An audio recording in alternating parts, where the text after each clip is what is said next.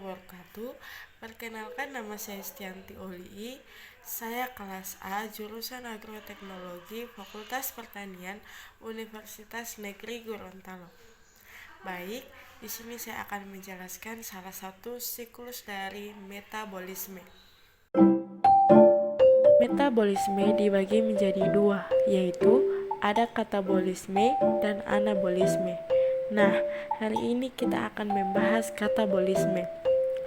Katabolisme di sini merupakan proses pemecahan senyawa kompleks menjadi senyawa yang lebih sederhana. Terdapat 4 tahap katabolisme. Yang pertama, glikolisis. Yang kedua, DO atau dekarboksilasi oksidatif. Yang ketiga, siklus Krebs. Dan yang keempat, transfer elektron. Tahapan pertama yang akan kita bahas hari ini adalah glikolisis. Glikolisis merupakan pemecahan satu molekul glukosa menjadi 2 asam pirufat.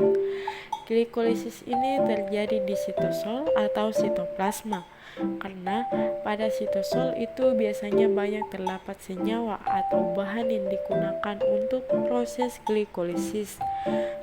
Pada tahapan ini, glukosa atau gula berkarbon 6 itu akan pecah menjadi senyawa gula yang lebih sederhana, sehingga akan menghasilkan 2 asam pirufat, 2 ATP, dan 2 NADH. Nah, bagaimanakah proses selanjutnya? Oke, terdapat 10 proses tahapan dalam proses glikolisis. Yang pertama, glukosa akan diubah menjadi glukosa 6-fosfat. Pada tahapan ini, enzim yang berperan adalah heksokinase.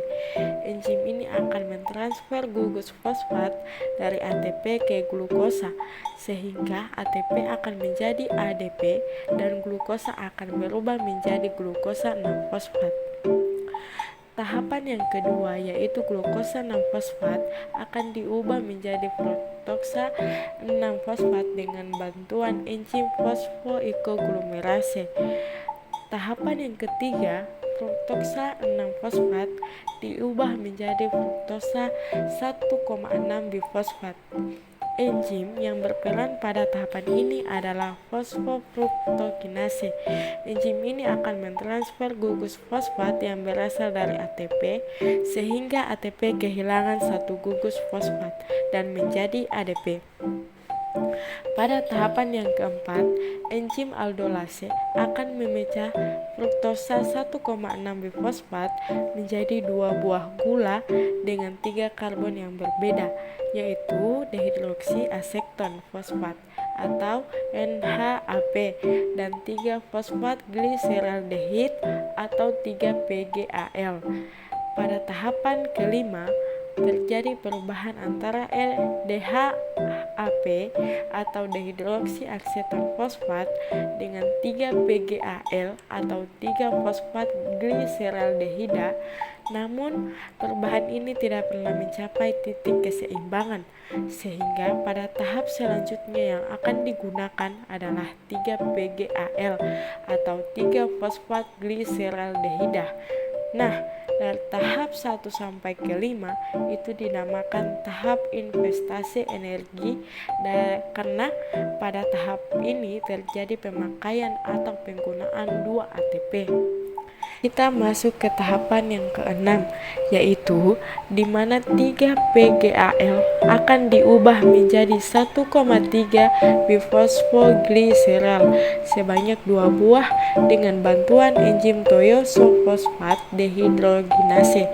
Pada tahap ini, 3-PGAL akan melepaskan elektron melalui transfer elektron ke Na+, sehingga akan menghasilkan NADH sebanyak 2 buah.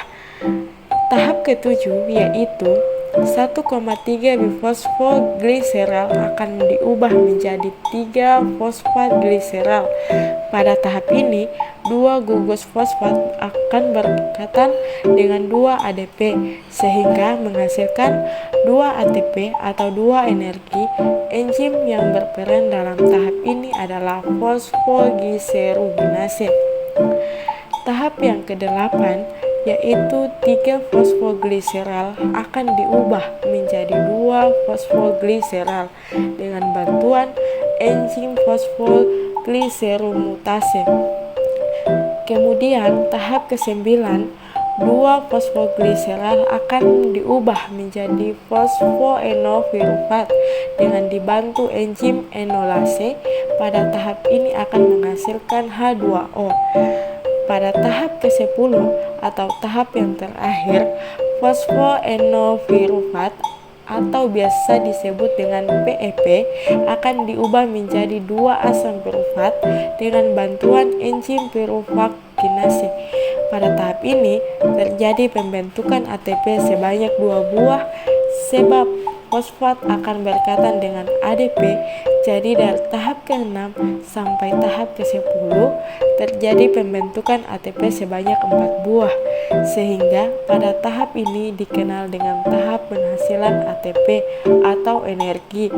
Berdasarkan keseluruhan tahap glikolisis, maka dapat disimpulkan secara umum bahwa glikolisis terbagi menjadi 2 fase, yaitu fase investasi energi dan fase penghasil energi. Oke, sekian dari saya. Lebih dan kurangnya saya mohon maaf. Wabillahi taufiq wal hidayah. Wassalamualaikum warahmatullahi wabarakatuh.